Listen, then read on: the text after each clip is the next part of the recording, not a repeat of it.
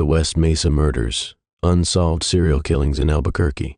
In 2009, the discovery of 11 women's remains on the West Mesa of Albuquerque, New Mexico, shocked the nation. These women, most of whom were Hispanic, had gone missing between 2001 and 2005. Their remains were buried in a remote desert area that, due to a stalled housing development project, remained largely undisturbed until an accidental discovery in 2009.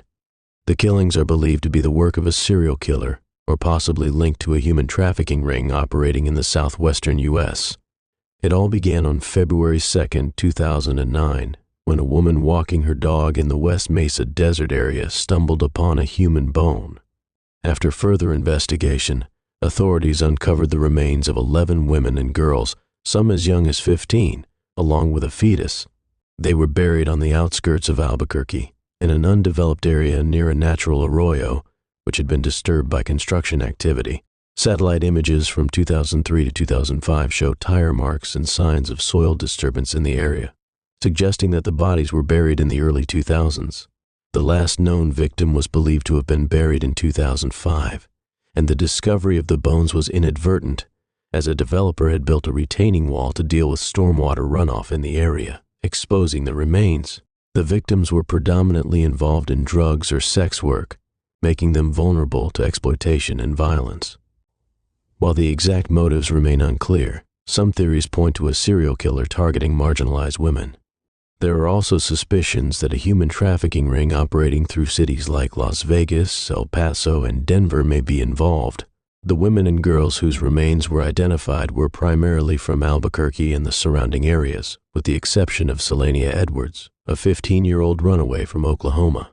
Among the confirmed victims were Monica Candelaria, 22, disappeared May 2003. Victoria Chavez, 26, disappeared June 2003. Selenia Edwards, 15, disappeared August 2003. Doreen Marquez, 24, disappeared October 2003. Veronica Romero, 28, disappeared February 2004. Jamie Barella, 15, and Evelyn Salazar, 27, cousins who disappeared March 2004. Virginia Cloven, 24, disappeared April 2004. Julie Nieto, disappeared July 2004.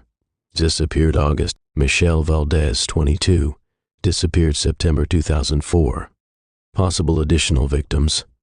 Prior to the discovery, Detective Ida Lopez had compiled a list of other women who had gone missing between 2001 and 2006 and had similar backgrounds to the confirmed victims. Some of these women may have also been killed by the same person, though they have not been found. These missing women include Darlene Trujillo, 20, last seen 2001. Martha Lucher, 32, last seen 2003. Anna Vigil, 20, last seen 2005. Philippa Gonzalez, 22, last seen 2005. Nina Heron, 21, last seen 2005. Chantel Waits, 29, last seen 2006. Leah Peebles, 23, last seen 2006. Vanessa Reed, 24, last seen 2006. The police investigation into the West Mesa murders has been slow and complicated. Though there was speculation that the murders were the work of a serial killer, no arrests were made. Over the years, several men have been questioned as possible suspects, but none have been charged. One key figure in the investigation was Lorenzo Montoya, a man who lived near the burial site.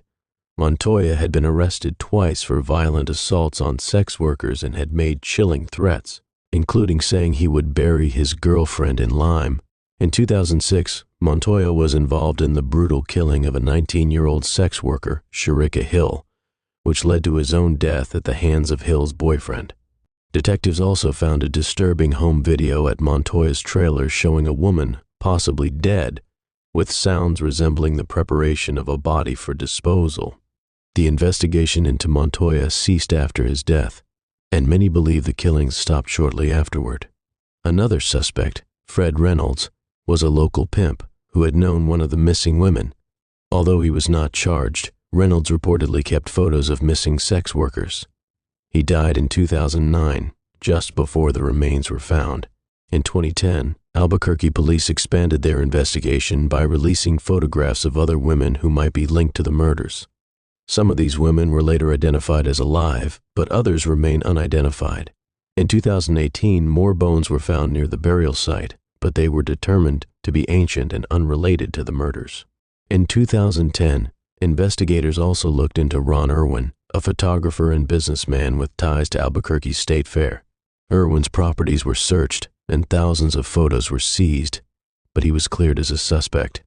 More recently, Joseph Blee, a convicted rapist known as the mid-school rapist, came under suspicion. Blee had a history of targeting young girls in Albuquerque, and his DNA was linked to a sex worker's murder in 2015. He was also known to have frequented a nursery near the burial site, and a tree tag found there was traced back to that same nursery. While Blee is currently serving time for his past crimes, he has not been charged in connection with the West Mesa murders. There are two main theories surrounding the West Mesa murders. The first is that the killings were the work of a serial killer who targeted vulnerable women involved in sex work and drugs. The second is that the murders may be connected to a larger human trafficking ring operating in the Southwest, particularly during major events like the New Mexico State Fair. Police have investigated ties to sex trafficking networks that operated across multiple states, including Texas and Nevada. Some of the victims had been known to work as prostitutes during these events, which could explain why they were targeted. As of now, the West Mesa murders remain unsolved. Despite numerous leads, tips, and suspects, no one has been arrested or charged in connection with the deaths. In 2010, a reward of $100,000 was offered for information leading to an arrest, but it hasn't led to a breakthrough. The case remains one of the most chilling and enduring mysteries in Albuquerque, with families and the public still hoping for answers. The West Mesa case continues to highlight the dangers faced by marginalized women, especially those involved in sex work and drug addiction, and serves as a haunting reminder of the vulnerabilities these women face. As new information comes to light, the hope remains that one day the truth will be uncovered and justice will be served for the victims of the West Mesa Bone Collector.